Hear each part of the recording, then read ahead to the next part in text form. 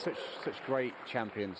Well, we'll be hearing from Narongoha later in the prize ceremony, but we've now got the men's final of this British Open, which is going to be an epic battle. Mostafa Asal, he's the current world #1 and world champion.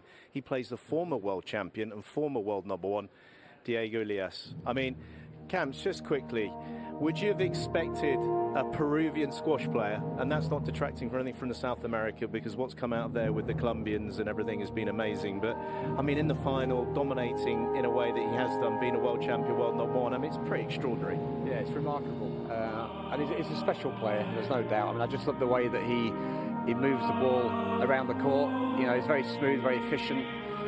It's very contrasting actually to Asal, who's all about the power, but he's adding the softness to his game at the front of the court with James. I know they've worked a lot on the forehand straight drop. Well, all eyes are on Mostafa Asal, but the one person that has actually caused him some serious issues is Diego Elias. I mean, he's beaten him twice this season. This was a very impressive. This is his last major tournament victory, Camps, in Qatar back in October 2024. And he managed to get through in 3. And then the TOC, so the last major tournament before the World Championships was actually this one from Diego. Yeah, and you know, he's had the record between the two in very recent times. So he's going to be feeling very confident going into this, and I think he's looking pretty fresh physically. He's not going to be arriving into today's match half cut like sometimes they are. You know, he's got through pretty much unscathed. He was very good against Paul Cole last night. Well, you talk about the freshness. There's also the mental freshness of Diego Elias, because his opponent, Mostafa Asal, has had an unbelievably busy, and he's been rampaging through these tournaments, but it's been back to back to back. Yes, he's 24 years of age, Camps, but that is a brutal schedule, and the way he's able to maintain those tournament wins in this last period has been pretty hardcore. Yeah, I think if he wins today, that is something very special. That is phenomenal. 5 tournaments in a row, 4 out of those have come in the last 5 weeks. You know, so I don't know how he's doing it, but you know, he's such a player. I think he's actually taken the game to another level at the moment. And the styles of play, you know, you've got this incredible power and the kind of raw speed and athleticism as well as the hitting, and then you've got this very classical player in the form of Diego Elias. I mean, would you call him you're a bit of a classical, you know, you have a classical take on the game. It is a very kind of slightly old school classical way of playing with his own bit of Jean de Verve. Yeah, and I do love that. I love that kind of smoothness and the way that he just moves the ball, just moves it so well. But there's a lot of heavy hitting with it. You know, if you notice that he does put in that heavy hitting, yes, in phases, and that's difficult because that really lifts the pace. But it's just hard to get him moving out of that pattern, that move pattern. That's what Asal's going to have to do today. I mean, Mostafa Asal's box office, you know, I mean, he had a it was a tough crowd in favour of Joel Macon. I've never heard a UK crowd like that. The way he responded, obviously winning, but then his reaction to it, I mean, it's good for the game, isn't it? It's a real character, no matter you either, you know, love him or possibly, you know, possibly dislike him, but he's good for the game. Yeah, it's just exciting, isn't he? He is box office, he's charismatic. Okay, there's some issues with the movement, we know that, but I don't think anything is really that intentional. And James wouldn't be there with him if he was. I know that. You know, I just don't think he would. So who's going to win this final? I'm going to go Asal. I think he's the one player that can disrupt Diego's movement. You know, the late hits, the turns, the angles that he uses. 5-game? I'm going to go 3-1 Asal. 3-1. Brilliant. Well, we can't wait to get this monumental men's final underway here at the British Open. I'm going to hand over once again to Michael Absalom to bring them onto court. Thanks very much, Joey. Thanks, Camps. Yes, we're all set, ready to go here. We're going to focus on the men's half of the draw now. It's Egypt versus Peru for the championship. We've got a defending champion and a runner-up in action next. So we can ask you to please make your way back to your seats and get ready to welcome both sets of players. Again, it's a battle between the #1 seed and the #2 seed. So first up, please welcome the world #2 from Peru. It's Diego Elias!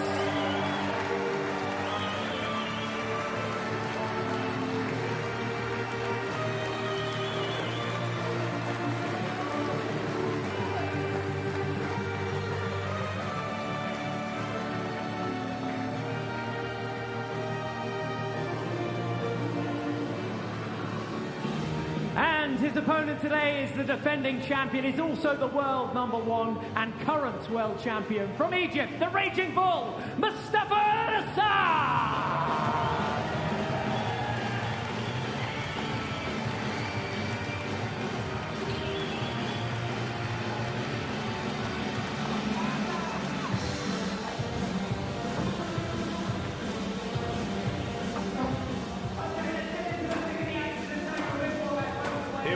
the men's final of this British Open. Mostafa Asal of Egypt. He plays Diego Elias of Peru. I'm Joey Barrington, and joining me in the commentary box, Paul Johnson. Good afternoon, PJ. Good afternoon, Joey. Cannot wait for this final.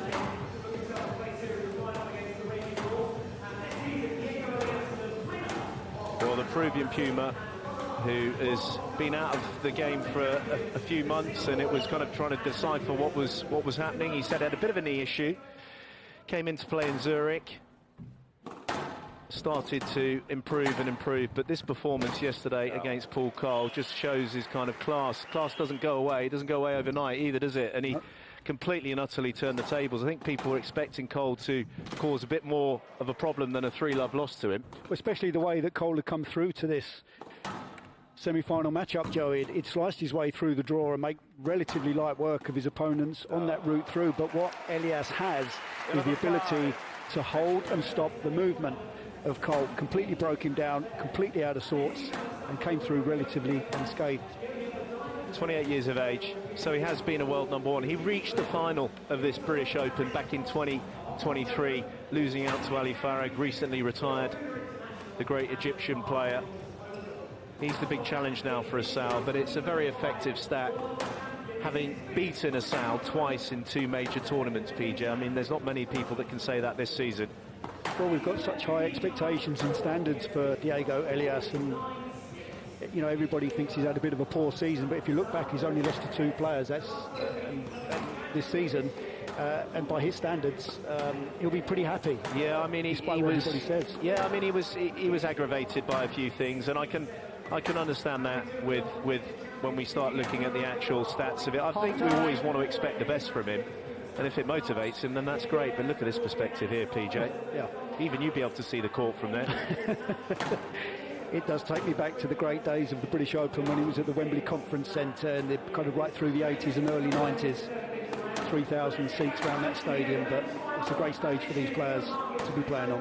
Well, this man needs to be 24 years of age with the epic last phase that he's produced, dominating the men's tour, hitting world number one, winning these titles, winning the world championships, approaching 300 matches and a win rate that's going to be going into the 80% realm.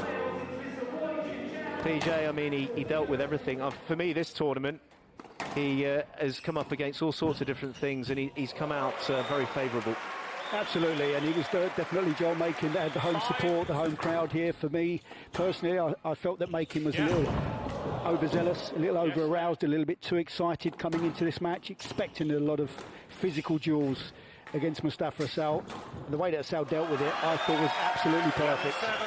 He's box office, this young man. You've got to appreciate what he's doing out on the court. Yes, he's trying to tidy up some of the flaws and the faults in his game, and when he's on, he is the best player in the world. And there you go. I mean, that is a very, very enticing head-to-head. Career win percentage slightly down compared to Asal's. Asal 234 minutes. You know, a big chunk of that was not only yesterday, but also in the first round where he was on his way out. He was back to Egypt on a plane against the young Jonah Bryant from England. But that actually put him on his mettle for what has been a very, very solid tournament for him. Now, there's Roy Gingell. He will take charge of this. He's from Wales. His VR, Andrea Santamaria from England.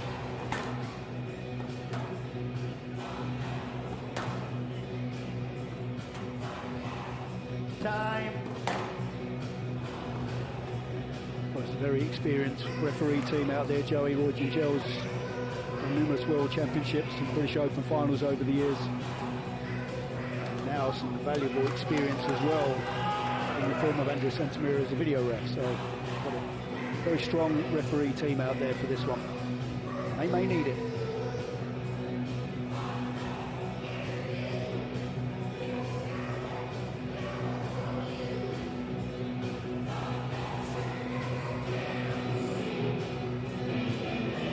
James Allstrop in the corner of Mostafa Asal. He has been all this event.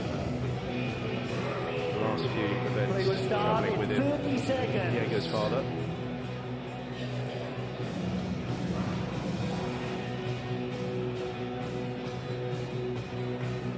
A few words of advice from his father. He knows what he needs to do. You know, 6 Play will start in 15 seconds. Plenty of fuel in the tank.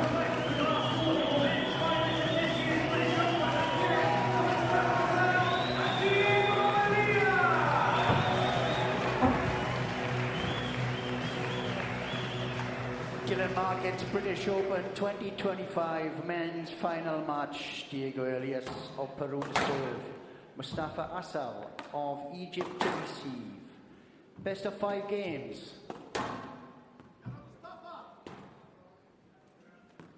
Level. Well, the Puma kicks off his second British Open final.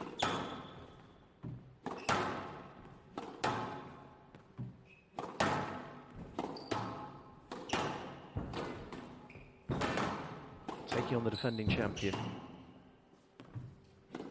Who are you going for, PJ, for this win? Oh dear, oh dear. I feel like it was a little bit of a sluggish start in this event by the Peruvian. Didn't quite have enough matches in his legs.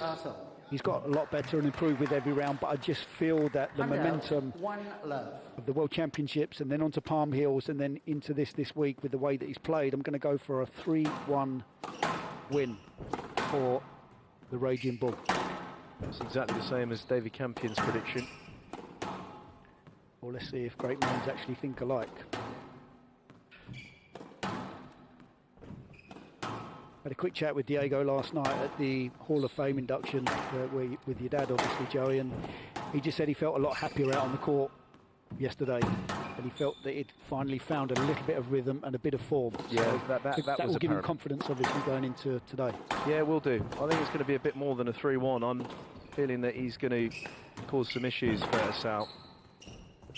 Yes, lad. One love. Oh, it's terrific, absolutely terrific to see such a packed house here.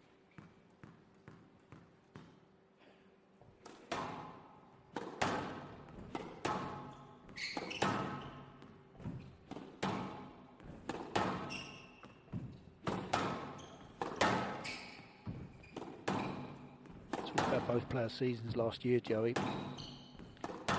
As much as people criticised the year of Diego Elias, he only lost to Yusuf Ibrahim and Ali Farag in that year. And Asal only lost to 2 players as well, one of them being Abu Alain and then his opponent here today, Diego Elias. I know, it's astonishing. Yeah, it is. I mean, he walked off court against Ibrahim. Yeah. He was having a problem with his knee. But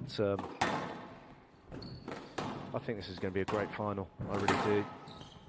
It's going to be a 5-gamer.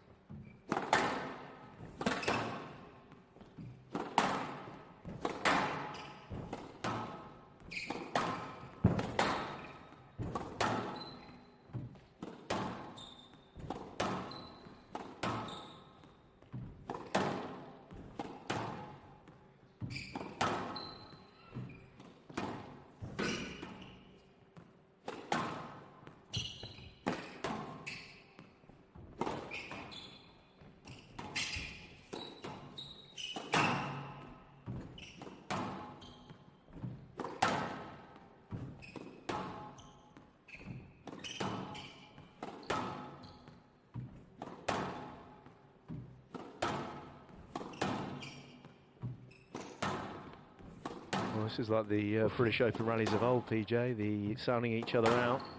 Jahangir Jancha, 2-3 minute opening rallies.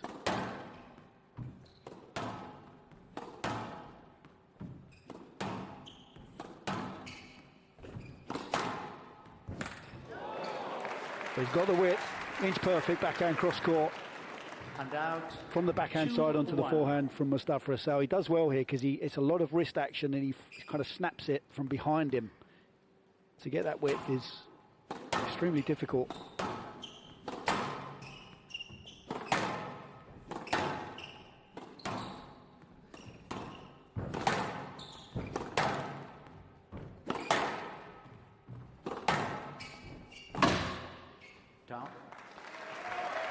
Just going back to, you know, the players in that top area. in terms of the height and the size. You've obviously got Joel Makin, who was he's incredibly physical and really hold his ground, but so can this man, you know, in terms of the physical presence with Mostafa Asal.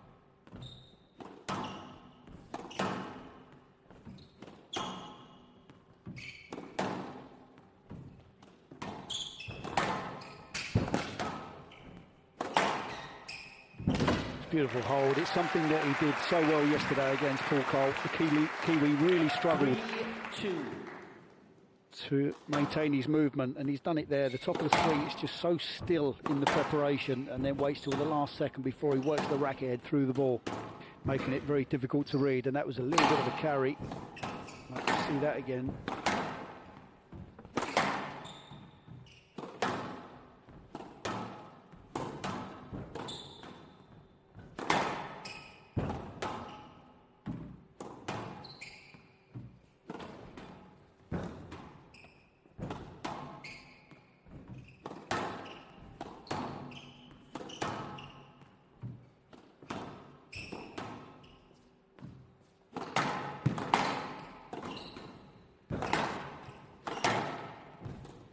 Well, tempo's gone up now, so we start to make our way to the mid-stage of the first game.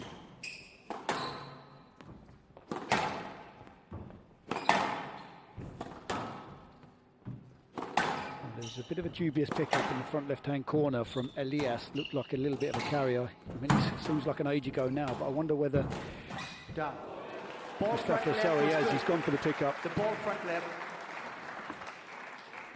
4-2. I'm surprised he's not reviewed Right that. box. We can have a look at it for ourselves here. Oh, that's a double hit. Are you sure you're pretty in there? You That's a usually massive go in double pretty hit. quick and then do a massive U-turn. No. It's definitely a double hit. He gets his first game. Put a serious puma amongst the pigeons. Well, it's not been physical thus far. 5-2 first game. These short, sharp rallies will certainly favour the Peruvian, Joey. Somehow Mostafa Asal's got to make it physical, get into the legs, because even though the match wasn't that tough physically at the back end of it, Elias did look a little bit fatigued. He's putting his hand up. Was he putting his hand up there? More an appeal, I think, for the movement of Asal. I didn't see anything wrong, really.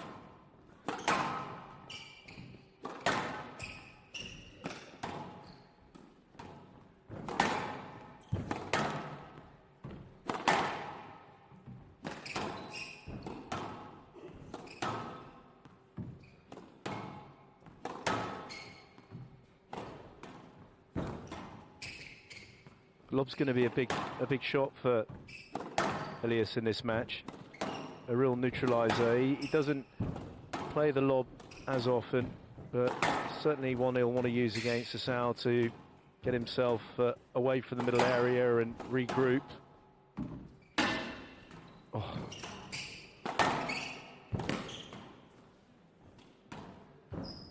Oh my word. Oh! Sorry, you stepped on my foot. This is quality. Well, the crowd are going to go nuts. He's conceded it. This is what, you know, it's that classic squash where you're kind of sounding each other out, the cat and mouse, and then something happens at the front and it accelerates and the fireworks start, like those little firecrackers that you like, you know, throw on the ground and you start hopping around all over the place.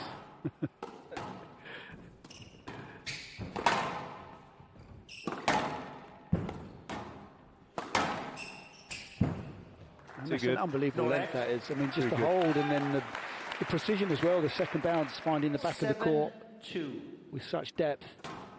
What a start from Diego Elias. A heavier hit that Diego Elias has on that forehand side causes a lot of problems. He used to do a lot of damage to Ali Farag, and with that shot to the back corner, back right-hand corner, straight, heavy drive.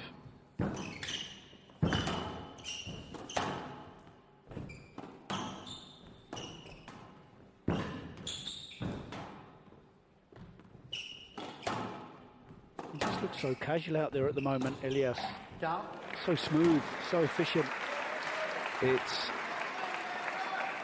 8-2. his attitude is completely different. The attitude of what you're seeing here compared to when he played his first tournament back in Zurich, it's night and day, PJ. I mean, he's, without sounding silly, he's really here to take his first British Open title. And Asal is going to have to produce his very best squash to stop him. Down. So we're looking at a possible first game 9-2 for Diego Elias, and then in a duration that's going to be quite nice for him. It's a dream start. It's a dream start for the Peruvian. I think even he'll be a little bit surprised how comfortable it's been in the first.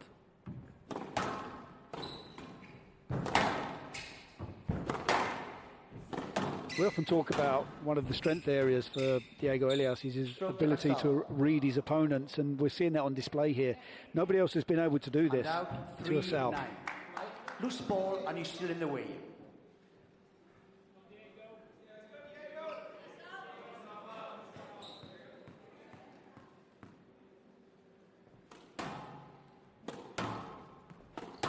Very direct with his explanation there, Roy Gingell. That's what he's going to have to do. He's going to have to break out the rhythm. 4-9. Taking that volley very quickly, sorry. Yeah, no, first game, Joey, the ball's very lively, very bouncy, sitting up quite a lot. I feel that for Asal to get into this, he needs it to soften up a little bit so he can start to find the extremes of the corners. Because at the moment, this has been very much one-way traffic. Stroke to Elias. And nobody saw that coming. Diego Elias has produced a comprehensive first game here in this British Open final, and the demeanour is of a very determined, very mature world number 2 that is looking for his first British Open championship. Well, he's still far away, but he's one step closer. 11 minutes in duration. The number 2 seed leads the number 1 seed by 1 game to love.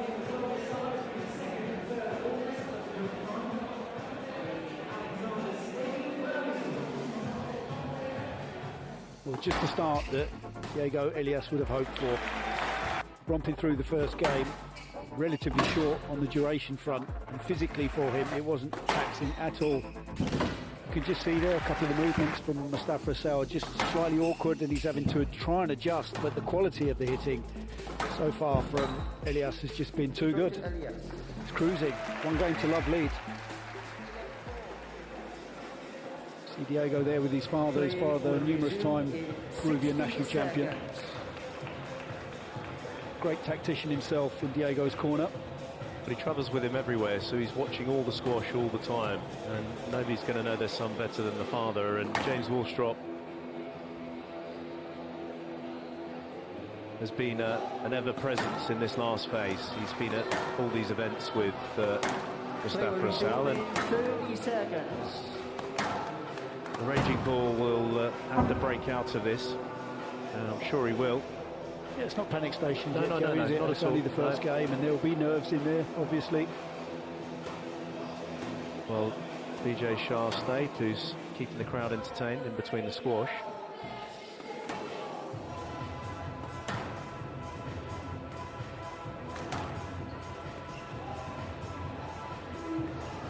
Elias leads 1 game to love.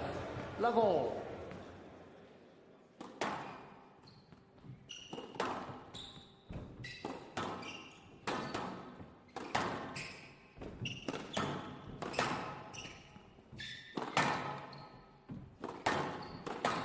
Imperative really for Mostafa Asal to get off to a good start, although it's not panic stations. What he doesn't want to do is allow Diego to gain even more confidence off such a promising start.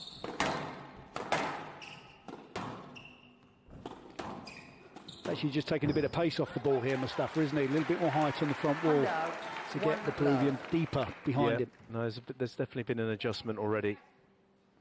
And then the execution.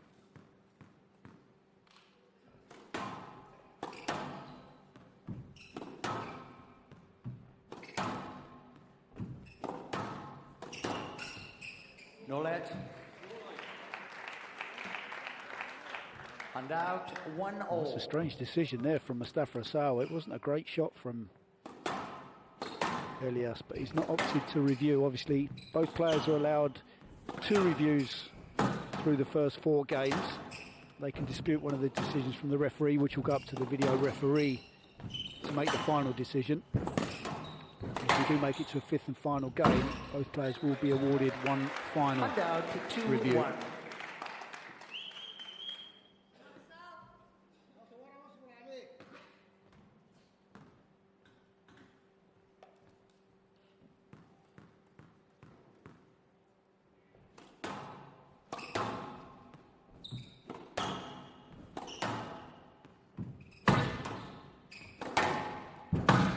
That's it. Terrific goal, isn't it? Tight as a tiger, that one. Hand out 2-all. Been really impressed that accuracy levels throughout this event in both the men's and the women's. It's been bang on. It's beautiful pink glass court here. He's had a serious battering, isn't it? You see all the marks there.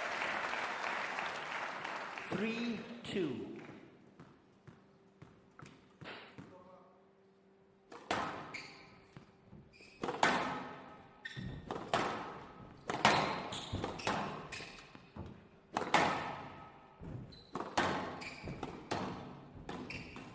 Can see the pattern here, Joey. Diego Elias is pushing Asal deep onto the backhand side and then gets in front and tries to chop it across the angle, whether it's with a post or a cut low cross court. I could definitely see that, but I mean, you couldn't see that post. I mean, that was completely invisible. It's like a 1-2 punch combination for the Peruvian.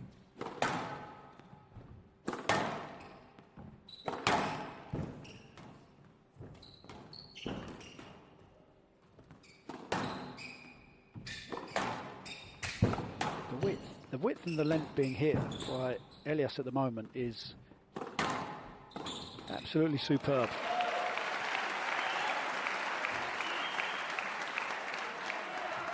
Hand out 3-4.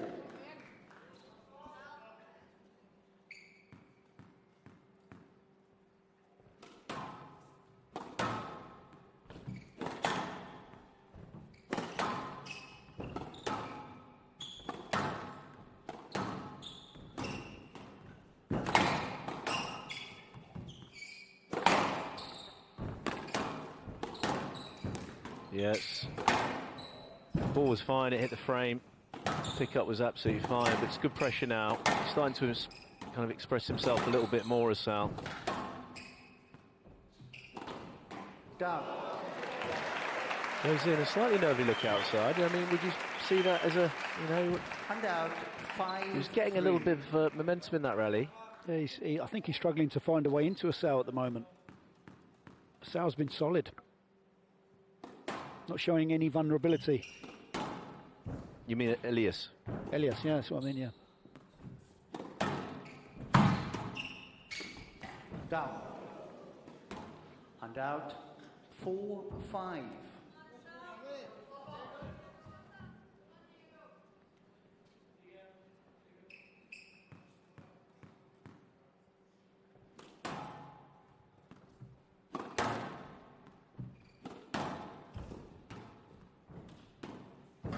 Terrific work from Asal. Starting to twist the frame a little bit of Elias. And that's the explosivity there. Did you see the head touch there? You can see Morgan Freeman's stunt double, along with Thomas Dwyer, our producer, who, first time we've seen him smile all afternoon. He's been berating absolutely everyone. All afternoon, all week.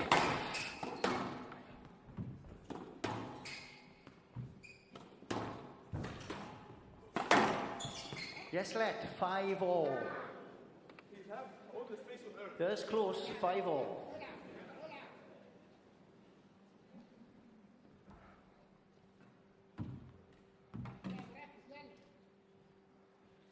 This is a fascinating time of the match again, it when is. you've got, isn't it? 100%.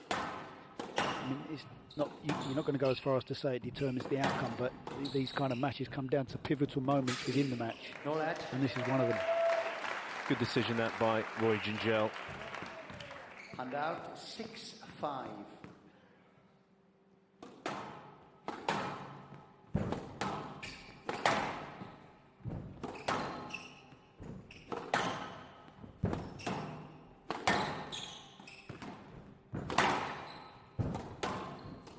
Down. Oh, he's just clipped the top of the tin. Just 7-5. didn't quite extend the follow-through on the backhand volley drop here, Asal, and that was a bit of a tense attempt to take it in short.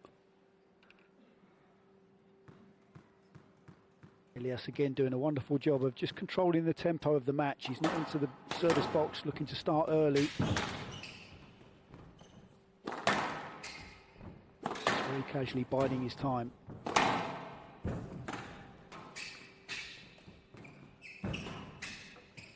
Yeah, that's good clearance out. Good lob to reset the rally. And again, using a bit of height, making sure the ball's away from the middle of the court.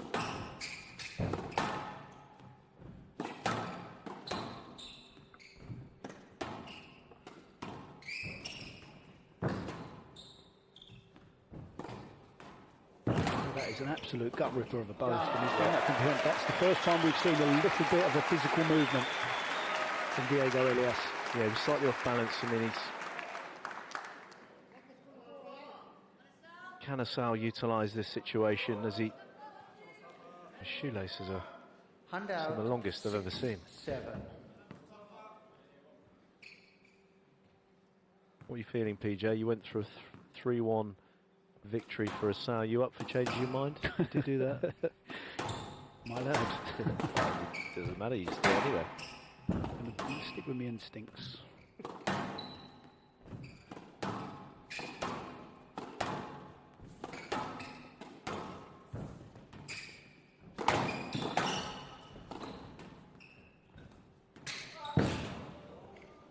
It's wonderful that he's gone through and played that, Joey. I know a lot of players would have stopped. He's making Elias do some work here, Joey. From the front right-hand corner, Asal's going in, he's showing the threat of the drop, but then thumping it cross-court, and he's having to twist. Oh, this is tough.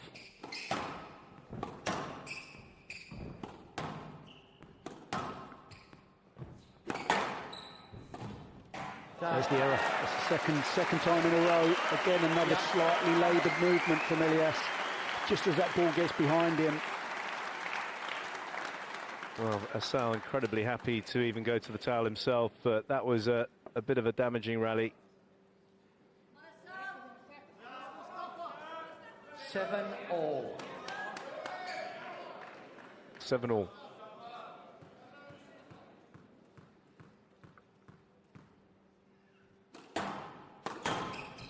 Oh dear, oh dear. I mean, honestly, when you need it, the service, he hasn't done anything extravagant off serve. The serve was poor, and it got exactly what it deserved. One of the great promoters of the importance of the serve is his coach, James Wilstrop, and he'll be absolutely furious with that from his player.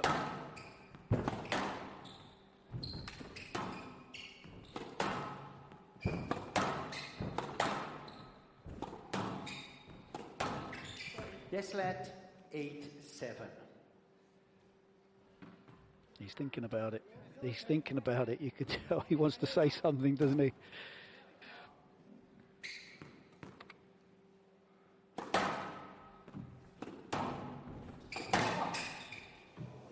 I swear I did this.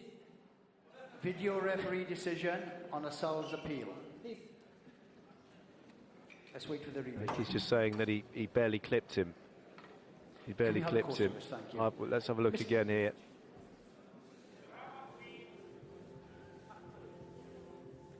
Oh yes, the butt of the racket on the head, yeah. It's the butt. But they can sting. Hey? That can sting. It's just around the eyes is always a bit... It's always awkward around the eyes. He did adjust, tried to adjust his swing though, Yeah. as he moved his Oh, body. he's done nothing wrong No, here. no, no. Elias at all. There's no blood. More importantly, lad, PJ, he's not 8-7. opened him up.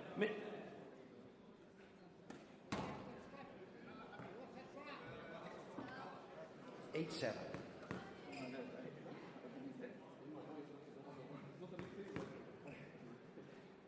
Well, they're exchanging a couple of words as we hit the back end of this crucial second game here.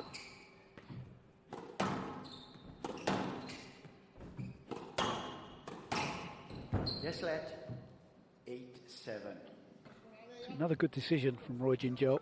Yeah, he stayed very steady. Yeah. But to be fair though, the squash has been, you know, it's been very accurate.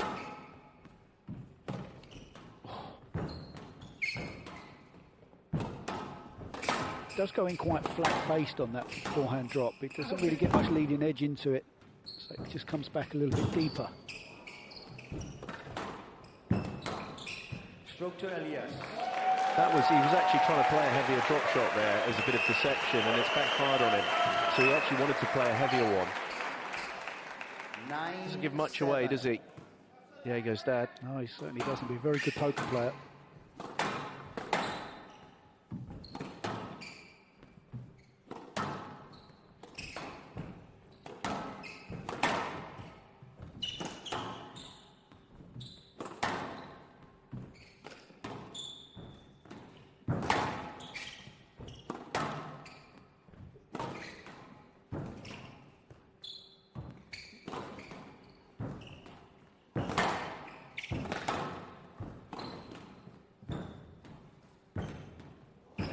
Better. That's a bit more leading edge. We may get to see this again, just how that front edge stays in front of the back edge and keeps that ball a little bit shorter. Yeah, you can just see it there.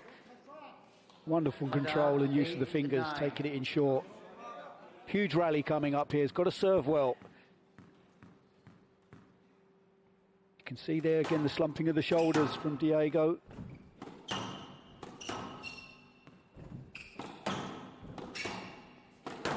Oh my goodness gracious, talk about the minerals, PJ. I mean, it's there for the taking, and I mean that's just again world class. I mean that was produced beautifully, lovely technique, that extra bit of bite through the racket head speed, and he's locked in at 9-all.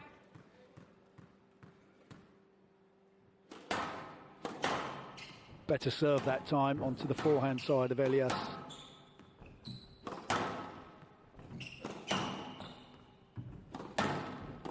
Feel the tension out there, Joey. Oh my goodness me, touche. I think this was even better. Oh, that was an absolute scandal. Talk about a stately galleon. That was very, very smooth. Well, oh, he's done it! He's done it! We've got a review. Let's have a look at this one here. Decision. Yeah, we check it. I think this could be prolonging the inevitable, really, Joey. Elias has done nothing wrong there. He's done nothing wrong. No, he's actually moved. He's actually given him a bit more to. Yeah. There, he's moved around. He's actually pivoted around. There. I think it's going to be upheld. It's going to be upheld. It's going to be upheld. It is. The Peruvian Puma.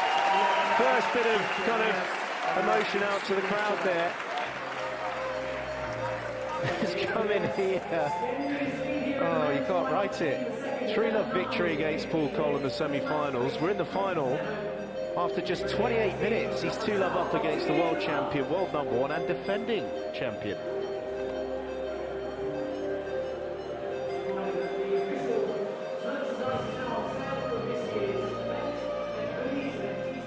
Well, it'll be interesting to see the magnitude of winning this second game for the Peruvian.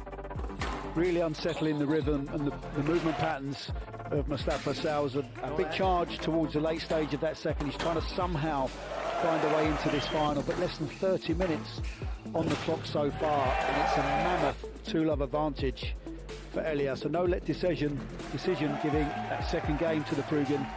He's got the crowd on his side, and at the moment, Mostafa Asal, he's a little bit out of sorts out there. Huge mountain to climb to come back into this final.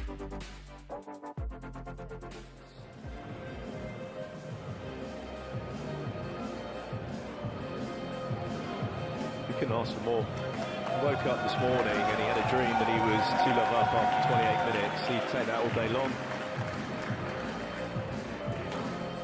Pen and paper out for Woolstrop. It's not a dream, Joey.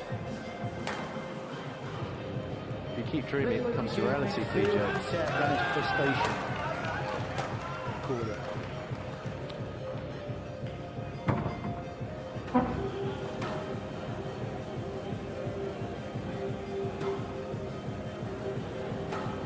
seconds.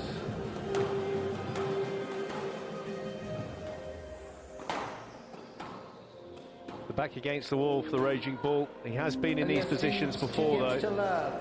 Love all.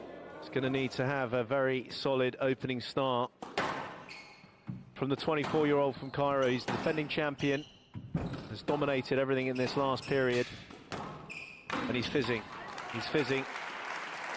And out. He's got to accelerate onto this now, isn't he? He's got to kind of show that extra bit of pace and break out the rhythm, this incredibly smooth rhythm that has been set by Elias. I wonder if there will come a time, though, Joe, we just saw it again in that first rally, that Asal will be aware of this pattern that is being implemented by Elias. It's the straight ball on the backhand side. He gets in front and then somehow has to move it across onto the right-hand side, somehow.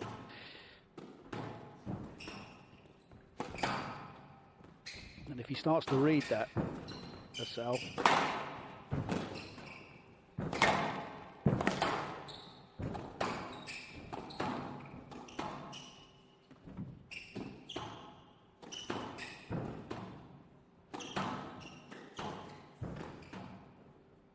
lifting his way out of trouble brilliantly. Exactly. It was exactly what I was thinking there, and we said it in the first game. I mean, it's against somebody that's pushing up and is so dangerous.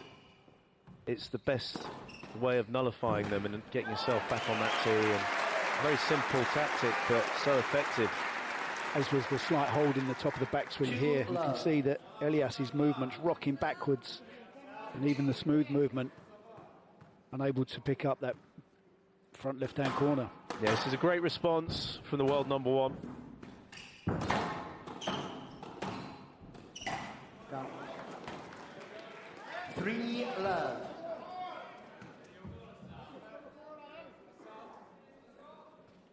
A little bit of a momentum shift here. How many points will Elias allow Asal to get ahead before he maybe gives up this third game, looks to regroup and then push and press and try and win it in 4. 4 love.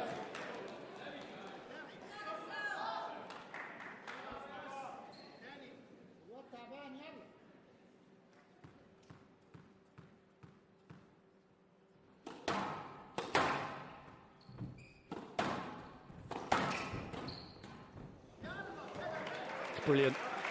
Lovely touch. He's got himself in front of Elias there, and no movement from the Peruvian at all, as Asal marches off to a 5-love lead without reply from Elias.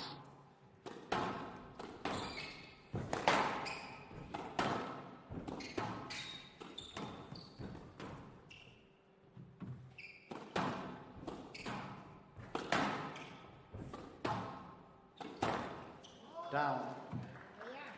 Hand out. Right shot to play. It's there for the taking. First point on the board in the third.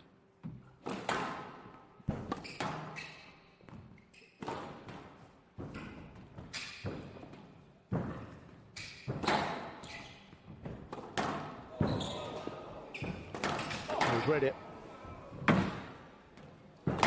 Just overcomplicated it a little bit there in the front right, Diego Elias, didn't he? It's certainly good, but that's that acceleration of movement. Watch how he explodes onto the previous one. So when this comes round, there we go, and then the extra bit of force and speed through the ball. He's actually been deceptive with his movement more than his racket preparation. Well, he's given up the ghost here. 7-1. I don't think we'll see much more from Elias in this third game. Possible new ball request? I'll tell you what, PJ, there's no pulling the wool over your eyes. Could be an option. Can't kid a kidder, as they say.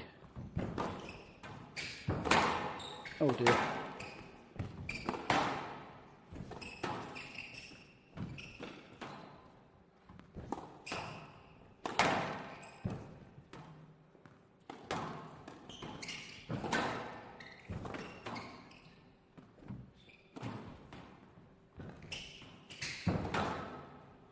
It's one of those kind of funny situations, Joey, I'm sure you'd have had it in your career, where you know your opponent's giving up the ghost, but you actually want to keep them in the rallies to try and take more. Yeah, I just did that naturally anyway. just my favourite thing was always to hit it straight back to the opponent. You were very good at it. But there's no panic here, though, for Elias. We'll regroup and expect a very strong start in the second. Hand out. No let.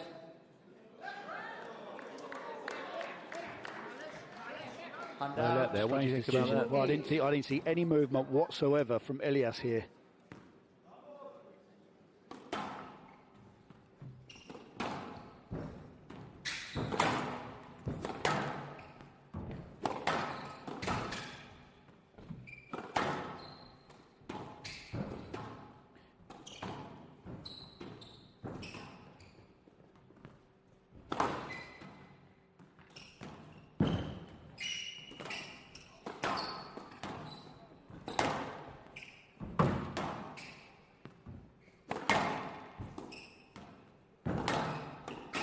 Out. He's been very good through the middle of the court here, And Elias. out. 9-2.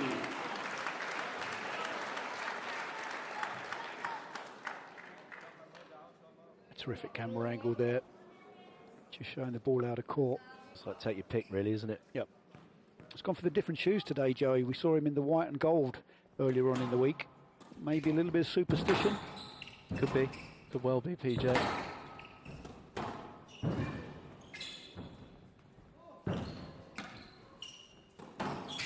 Stroke to Asal.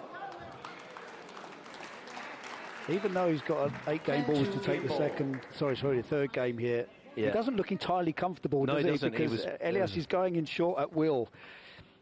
And Asal, he's almost sort of second guessing himself.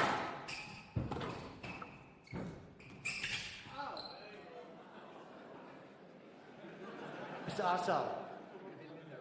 Mr. Asal. I think he's just thanking him for doing some trigger point release. Yes, let. I'm Mr. surprised Asal. that's a let ball. Just be careful of the For me, there physical wasn't really much contact. movement to go and play this. I felt like Asal had just gone more for the man. Physical contact. Yes, yes, I did see you so. I think that's more about the interference than actually going to get the ball. 10-2 game ball. You see, the second bounce was right by... Is that an R? I'm dyslexic. Or an A by the Markets branding. Right by it there. Not up. I mean, I'm not going to say it now because I don't think it's going to happen, but when he played Paul Cole in Singapore, Diego Elias, he completely gave up. Hang on, did you say I'm not going to say it now, but... Yeah. Right. Yeah. That's what you're going to say it. And then he bamboozled Paul Cole and won the match, but he gave up. And then suddenly it opened up for him. It's not happening now because he'll regroup for the fourth. But that's the other edginess that Asal will have. But he's on the scoreboard. More importantly, the defending champion is on the scoreboard in this men's final. I don't think there was another request for a new ball. We'll be using the same ball for the fourth game coming up, but at 38 minutes, it's now a 2-1 lead for Elias.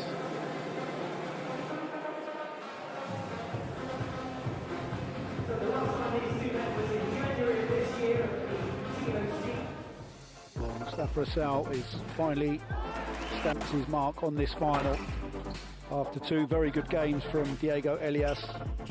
A big push from Asal early on in that third. Just found the Peruvian a little bit on the back foot.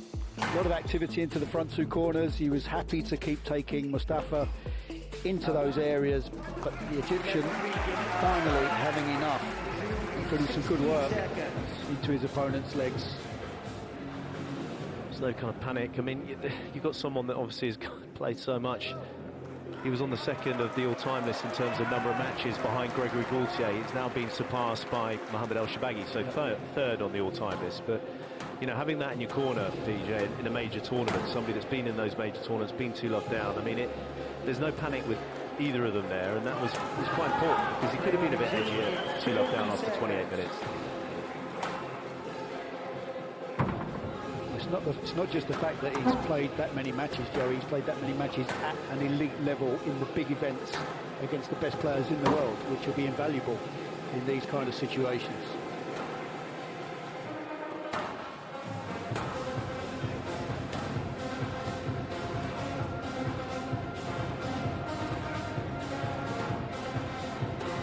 this men's final, Elias the music leads starts 2 games to 1. Asal to serve. boom out.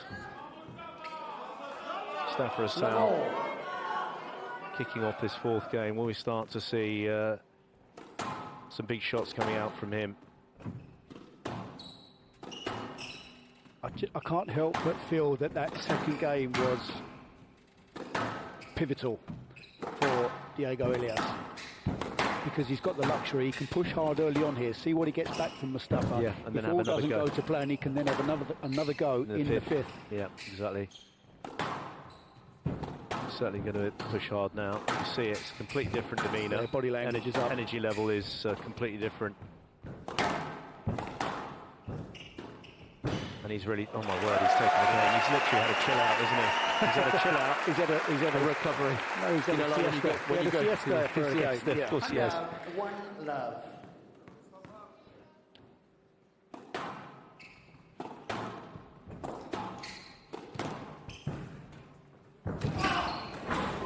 Oh dear, that was nasty.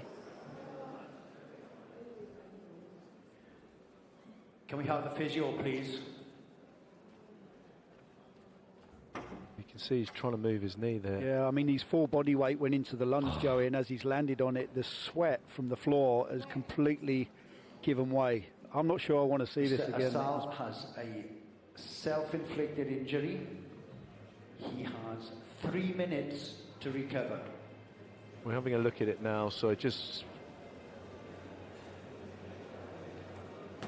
Derek Ryan on his hands and knees, just communicating with him there.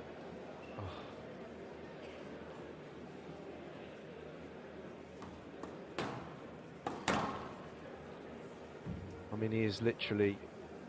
what he does have a habit of doing is throwing that front leg out and going in on the heel, PJ. You know, he comes in on the heel. Yeah, and I think what's happened is that he's slightly overextended his leg. But in terms of where he's at the moment, that's promising.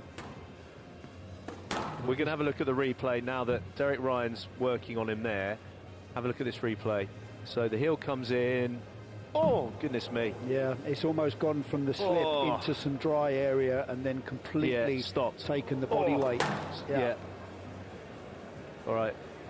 This is, you're going to have a look at this one. I'm going to have to close my eyes. In goes the leading lunge. Oh, yeah, you can see it hyperextends the knee backwards. Goodness gracious me. You've got to bear in mind he's going in there at a bit of a pace and he's a big, strong boy. Yeah, he is. Well, the big, strong boy, hopefully, might have saved him, but he's come off here and he's walking very gingerly. He's walking very gingerly.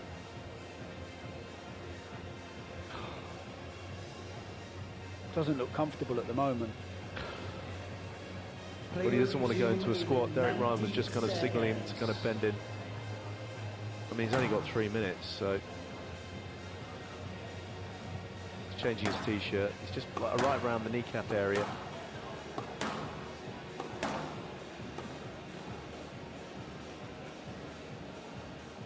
Well, this is not an easy task, having to lift up one of the heaviest, strongest players on court. Derek Ryan there, look at the stability.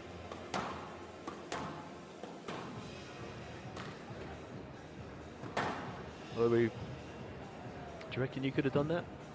I'd have ended up on top of Asal. I'd have just got pulled over. I don't think I'd have been any use in that situation whatsoever. This is looking positive, though. The movement's there. You can see he's... Play will resume in 30 bit of ibuprofen seconds. or bit of like numbing gel on the knee. Fingers crossed, PJ. Fingers crossed that he's as good as gold and we can crack on with this final. Yeah. 15 seconds. He's got a wonderful technique on the lunges, Derek Ryan. Former world top 10 player himself. Many years on the PSA squash tour. Now head physio. That's great to hear the response as well from the crowd. They want more. Of course they do. They deserve more. Oh, James Allstrop, looking... He doesn't give away much either, but let's hope that the youth is on the side of Mostafa Asal and that it's just been a bit of a nasty jarring to the knee and he'll be able to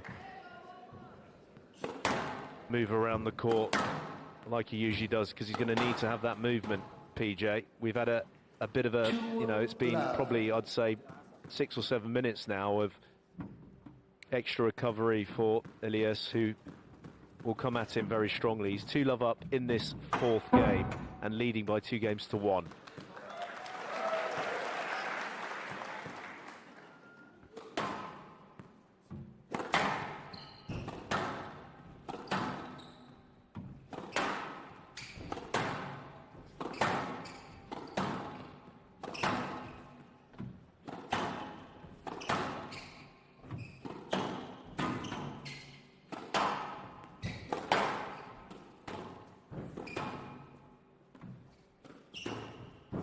Oh, that is unbelievable. Somebody else that used to play such a beautiful long drop was actually Sal's coach, James Warstrop. They kind of made that shot his own, really, from this deep left-hand corner of the court to drag the opponent so far short into that front left-hand corner. Requires an awful amount of ball control.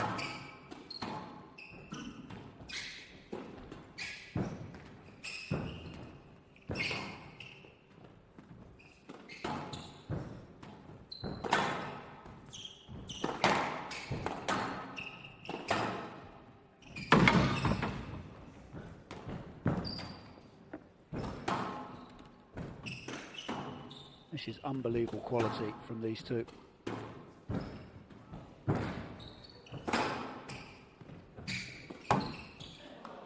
No net. Oh my goodness gracious me, that is a dreadful call. Player review Asal on the no let decision. Surely out of safety. Look how wide he's had to come round here, Joey. I mean, if Elias goes anywhere near the tee, the middle of the court, it's a let ball. It's kicked off there. It's kicked off. It's dangerous. It's kicked off, so it's come even further back. Yeah. So for me, it's just a let ball, because imagine if he was to want to hit that and back Elias down the is backhand moving. side. I mean, it's just a safety decision. That's poor. That's really poor. No let decision upheld. Asal has no reviews remaining. Don't agree with that. And Don't agree with Cancelled that out at his all. reviews as well, so he has no reviews. So his back is really against the wall. You have lots of the front wall to hit that ball. Disagree with that. 3-1.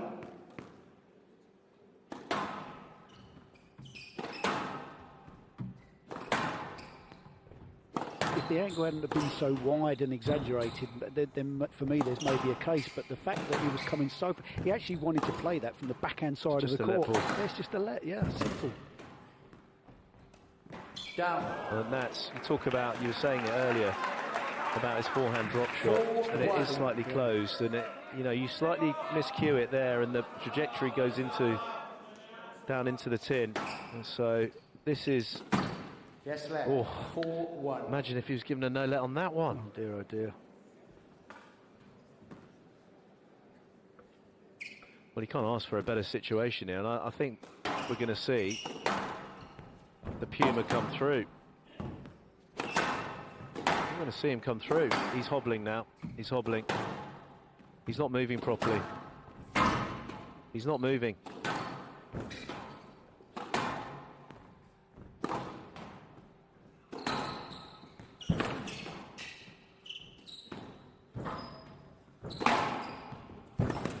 Well, he's putting a lot of pressure on Diego Elias, but he's certainly not moving like he wants to. I mean, he's had Diego do more work in this rally than nearly the whole match. He's moving on to that one. Yes, let. 4-1. Can't decipher this, because for me there was a few movements there where he's protecting his leg. Left box, please. It's lucky to get a let there. There's plenty of room to play.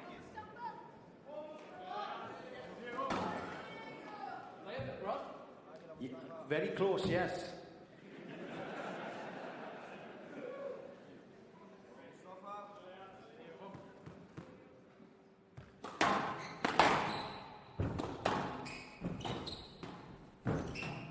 Up goes the lob, again diffusing the situation. Elias. He's defended so well, the Peruvian. Gap. Yeah, he's running away with him here. Frustration creeping in for Asal.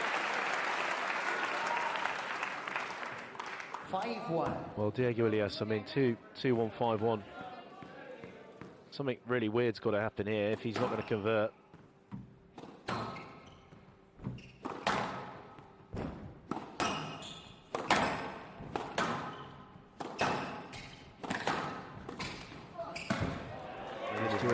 Yeah, it's terrific. Again, the slight hole, top of the swing. Sal stuck, he's caught behind the Peruvian.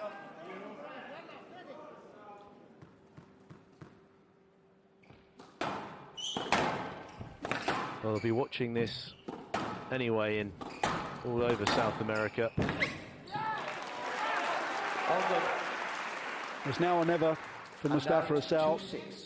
Last roll of the dice for the Raging Bull.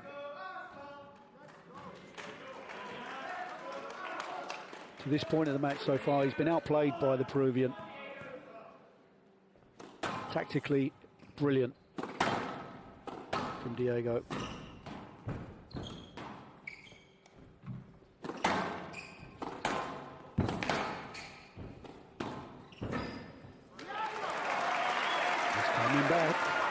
Right enough at your peril. How many times have we seen Asal in these kind of situations managing to dig himself out of these kind of holes? If he starts doing a Houdini here, I mean, as I said, I've seen him come back from massive deficits, but for me, it's not just that it wasn't the deficit, it was more so the movement. You know, you're not moving as freely after that horrible jutting of the knee in the front left-hand corner, and I don't want to take anything away from the Puma.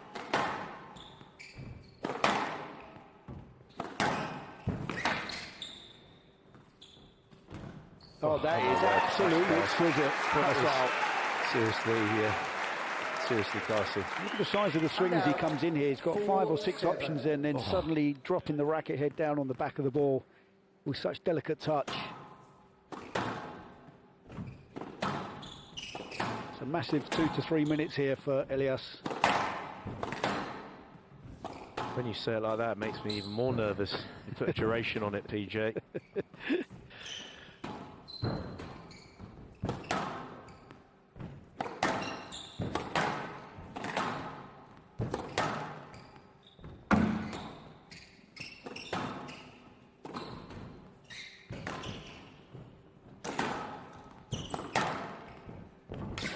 Length again from Elias. And that is a gift. And you saw the left arm clinch of Elias. He knows the significance of that.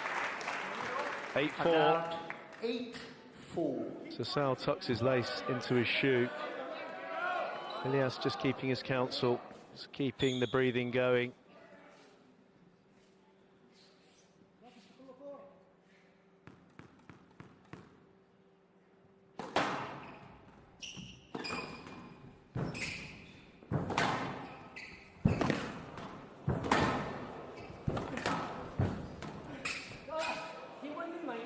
Stroke to Elias.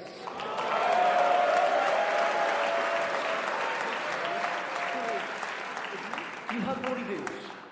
You have no reviews. The pickup. How the pickup? I saw the pickup good. How? I saw the pickup good. How you see it? Yeah. Please accept. 9-4. 100% double. I'm sure.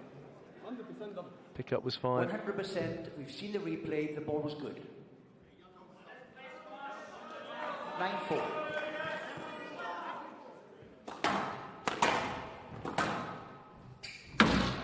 Well, here we have it. So, Diego Elias on the verge of winning his first ever British Open title in Birmingham. He's the second South American to win this after Miguel Angel Rodriguez back in 2018.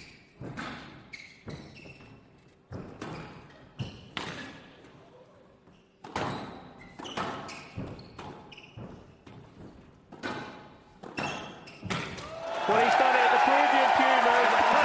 He's won the British Open. He's won the British Open. He's won the World Championship last year. And he's won the British Open in 2025. And there you go.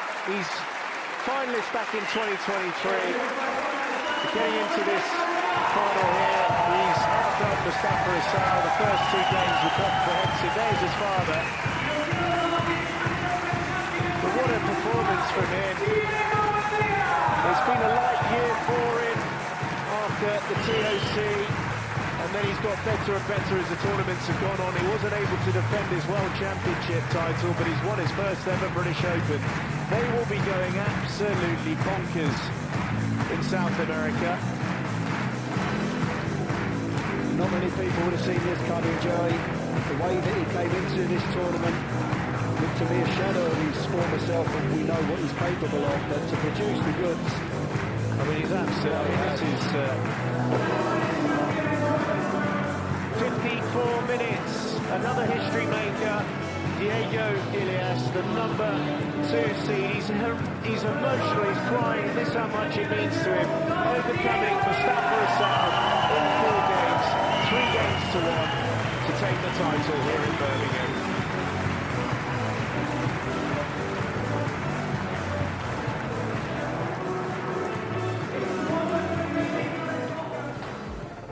Well, certainly saving the best till last. Diego Elias producing the goods in this very late charge. Mostafa Asal, there was a little bit of an issue with the knee, but I'm not sure that it really had much of an impact for the Egyptian. It was just a little bit of a masterclass, really, from Elias. Second South American ever to win this British Open title. And you'd have to say the performance that he's put on today is by far the best we've seen of him all week. It's reminiscent of that performance we saw when he took the World Championships in Cairo last year. Mostafa Asal didn't really have a chance to get into the final with the exception of the third. I mean, the classical squash there, but just seeing the emotions from him, you know, this is a tournament that really resonates for obvious reasons. Yeah, obviously, and that's been led by Miguel Angel Rodriguez, and they're such good friends off the court, and he would have been hoping to try and follow in the footsteps of the Colombian, and he's done it in great style. A lot of people wrote him off coming into this event, didn't feel like he had a chance. With Farag not being in the picture, everybody felt it was going to be Asal that was going to romp through this British Open, and he's been stopped in his tracks by a classy performance from Elias.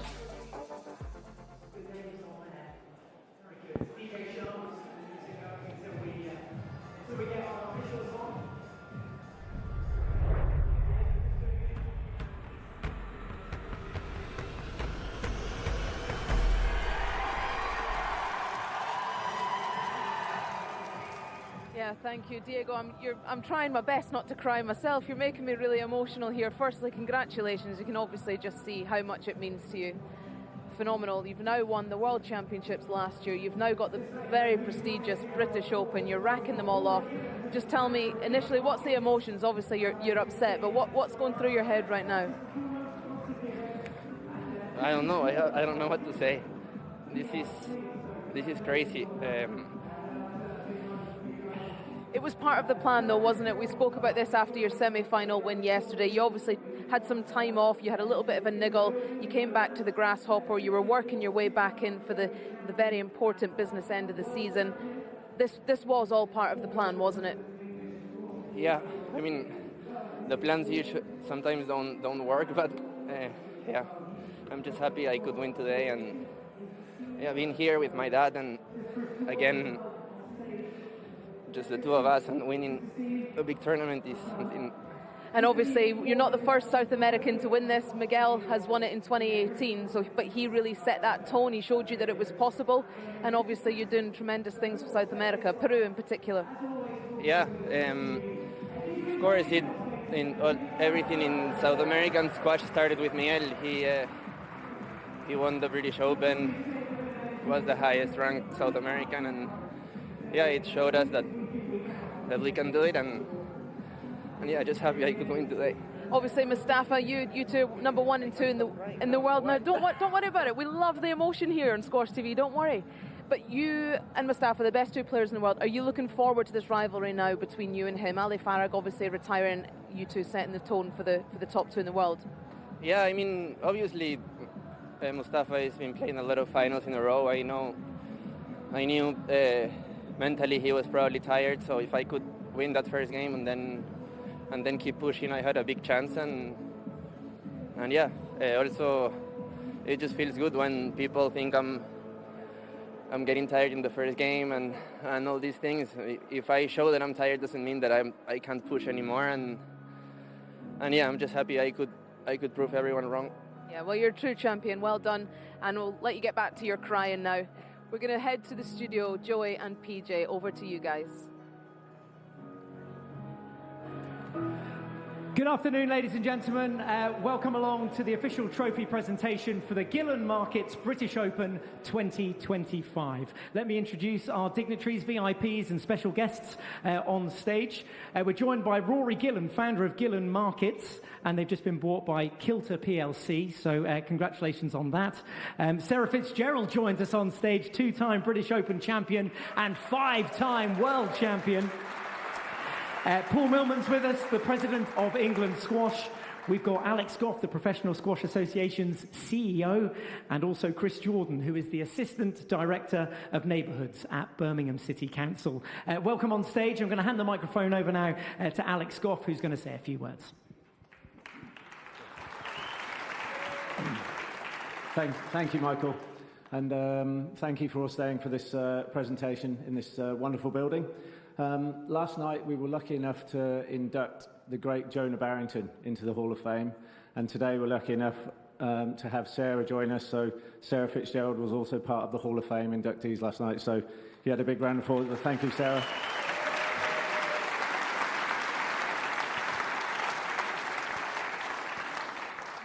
And as Michael said, thank you so much to Rory Gillen. He's a good friend, known him for a very long time, and very delighted to have Gillen Markets sponsor this event. Thank you very much, Rory.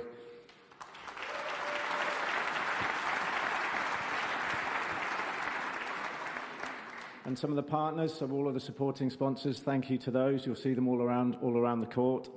And alongside, thank you, Chris Jordan, for turning up today to represent Birmingham City Council. Thank you. Chris is just glad you're not booing. And we've got Paul Millman, the president of England Squash. Thank you for representing us. Thank you for being such a good, long-standing partner. I hope you're proud of what we're all doing here with the British Open. Thanks again.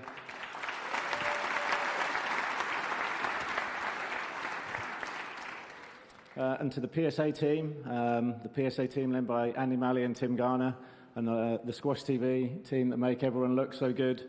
Thanks ever so much, guys. You're doing a brilliant job.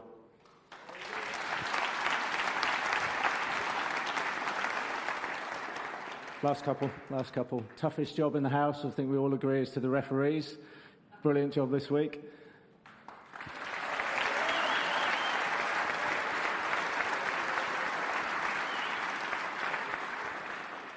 We've got a wonderful set of volunteers, some real kind of stalwarts that turn up, week in, week out on the tour. They're all doing a brilliant job. So thank you to every one of the volunteers. Thanks very much.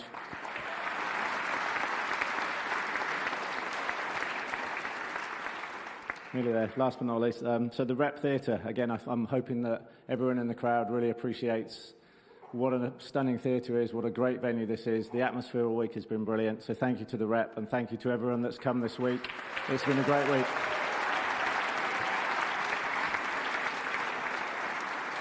And that's it. Look forward to the presentation. Thank you. Thank you very much, Alex. Yes, those match referees for you, Roman Spetz, Roy Gingell, Jason Foster, and Andrea Santamaria. Let's hear it one more time for our match referees.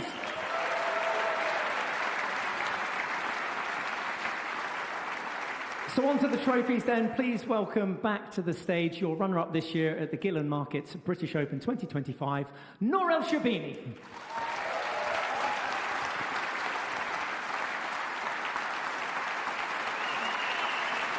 So Chris Jordan will be presenting this through, he's the Assistant Director at the Neighbourhoods Birmingham City, so Chris presenting the women's runner-up for us there. We'll just get you in there for the line-up.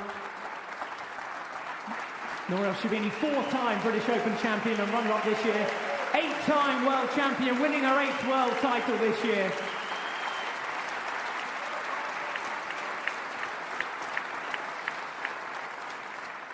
Now, please welcome back to the stage your Gillen Markets British Open champion 2025, Nouran Gohar.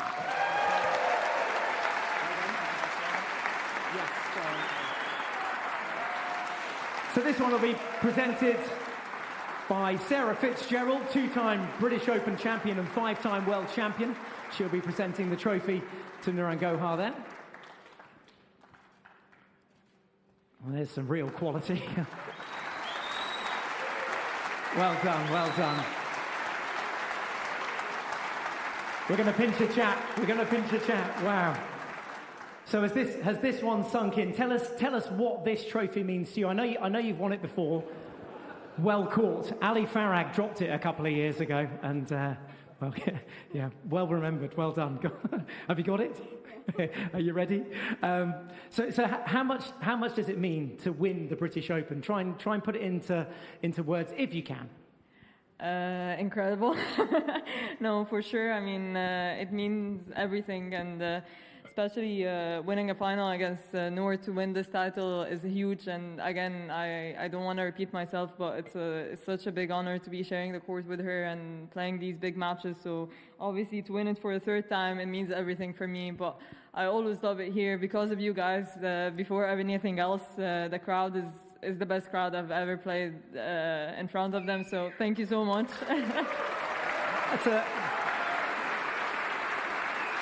It's absolutely true, though, isn't it? We just don't have an atmosphere like this anywhere else on the tour. Yeah, I mean, you never find a crowd like this from first round, seriously. Like, from first round, it was kind of the same, but obviously in the final, there's more to it. So, but it has been incredible all week, seriously. And this is why we keep on pushing and trying to play big matches, because of the support that we get.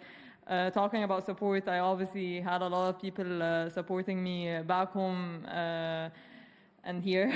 So I want to thank my team, Haitham, starting with Haitham, that like pushed me so hard after the World Championship. I wasn't nowhere near having that desire to be on court. But truly playing this tournament, he gave me a big push to be back. My fitness trainers, and obviously having Zach this week really helped me big time. So I don't know where he is, but thank you, Zach.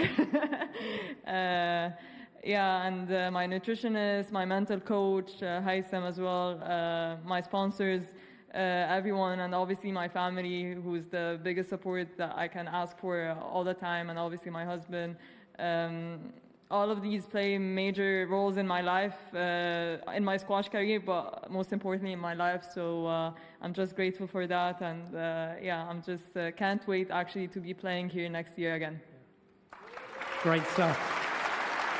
Listen, enjoy this moment. You're actually going to have to step forward. I knew you'd do it. Yeah. We're going to have to do something about that in the future.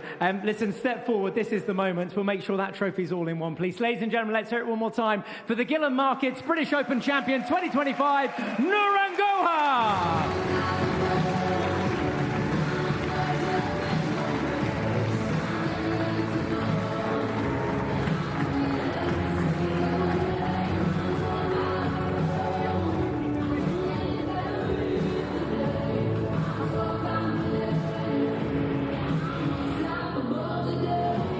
And now we move on to our men's final, another great final between two great players, both the #1 seed and #2 seed in the women's and the men's final this year.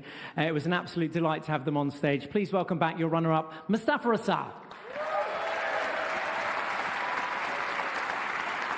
So Paul Millman, President of England Squash, will present the runners-up trophy.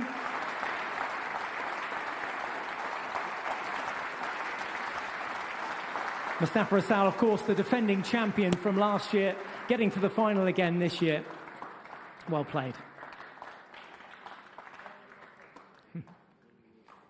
Thank you.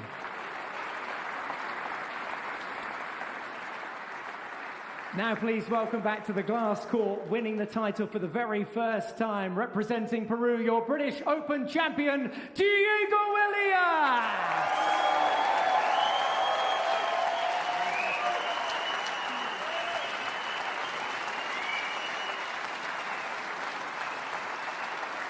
And the men's trophy will be presented by the founder of Gillen Markets, Rory Gillen. Remember, it's another one of those that does separate in the middle, Diego. But here we go. Let's have the trophy lift. Let's hear it for your British Open champion. We'll just get a quick photo with Rory as well. Go on, we'll get that there. Perfect.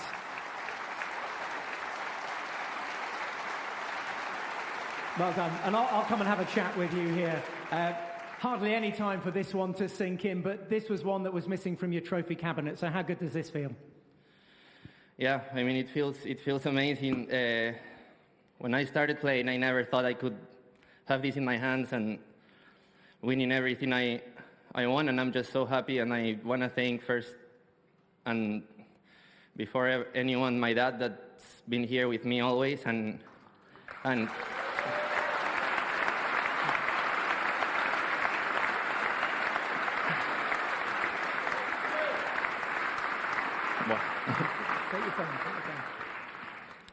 without him, any of this would have been possible. So thanks to him very much, and also, well, my mom that's always supporting me too. If I don't say that, she's gonna kill me. So both of them.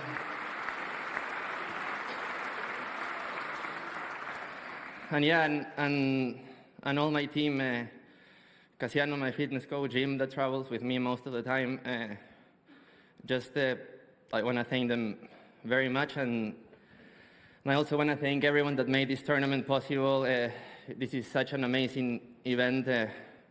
Winning here when I finished and I look at the crowd is just something incredible. So thanks everyone for coming today.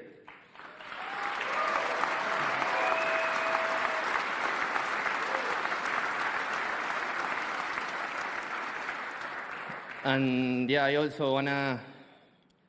Well, Mostafa, he's been the best player in the world for the last few months. He's got to every final and won most tournaments. So I wanna. Yeah, I knew he was for sure a bit tired mentally today. So he still fought until the end, and he's such a great champion. So thanks for playing this final with me.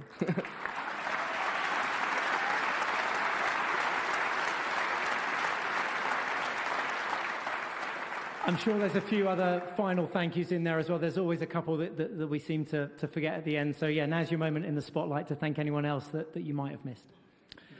Yeah, I want to thank everyone that helped me during my whole career, all my sponsors, well, my main sponsor and a very good friend, Mitch, he's always helping me, and I want to thank him for always supporting me, and yeah, everyone that helped me during all this journey, for sure.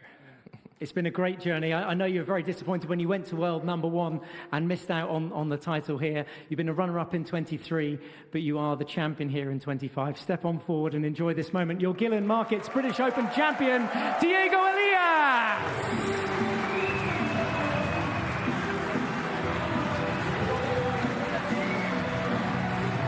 And we get the two champions side by side, Diego, Noran.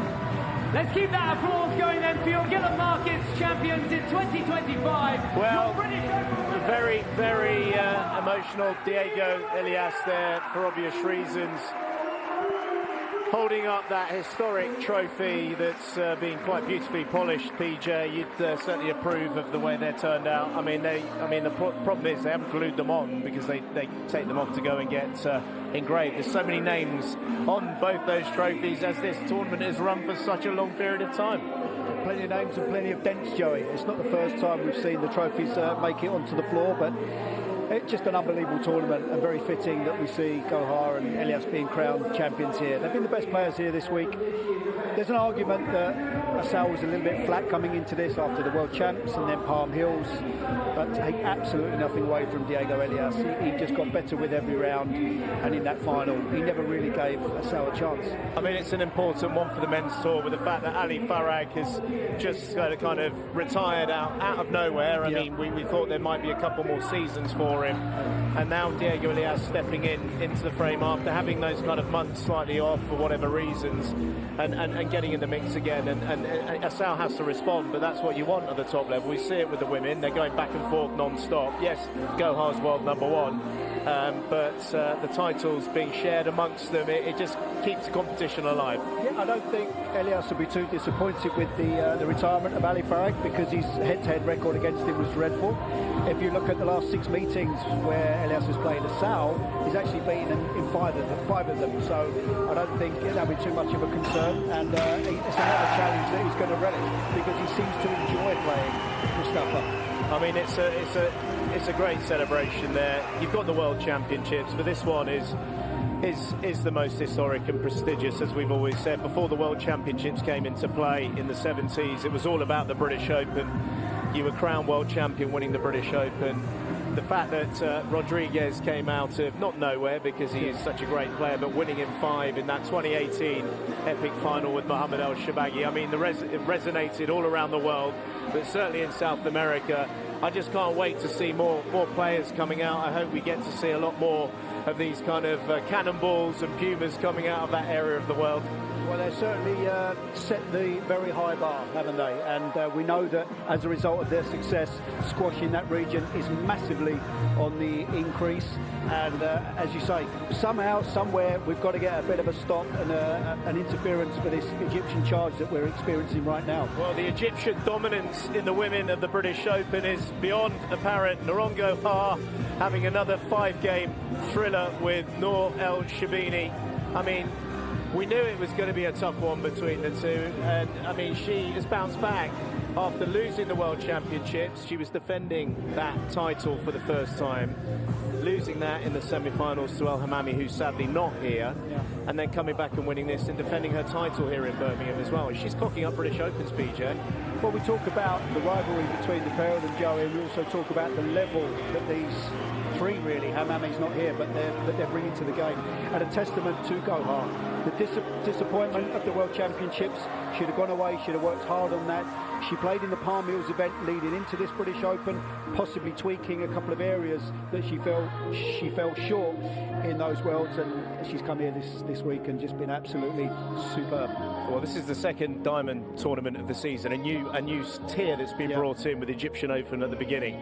Again, British Open, massive points, massive prize money. I mean, it just it kind of is a nice way of signing off for the Diamonds this season. Well, they've also got the luxury of the World Tour Finals coming up, which is a little bit of an exhibition-style event, but obviously a very good payday. And listen, it's what the players deserve. It's been a long time coming that we've now got this amount of prize money in these very top-tier events. And I think these ladies and these men are certainly giving a very good account of themselves and bringing the game to new heights. The presentation of this tournament, we've been saying it all week. Is there a tournament that is presented like this with all the box ticks and more? I don't think it's even close. I don't think anywhere comes close, not just because of the stage that the players are playing on, but right from the nuts and the bolts, from the staff, the team, the crew, all behind the scenes, the hard work that goes in. It runs seamlessly, and it's a great event for the players to play in front of a very educated crowd here in Birmingham. It's a testament to them, and it's what they deserve, and everybody needs to get a bit of recognition for that. Well, we're not over yet. There's still one more event to come. It's the reward for the top 8 men and women, this time in Toronto, PJ. At another film studios, Revival Film Studios, a new setting, and back to a city that's seen a lot of squash in the past.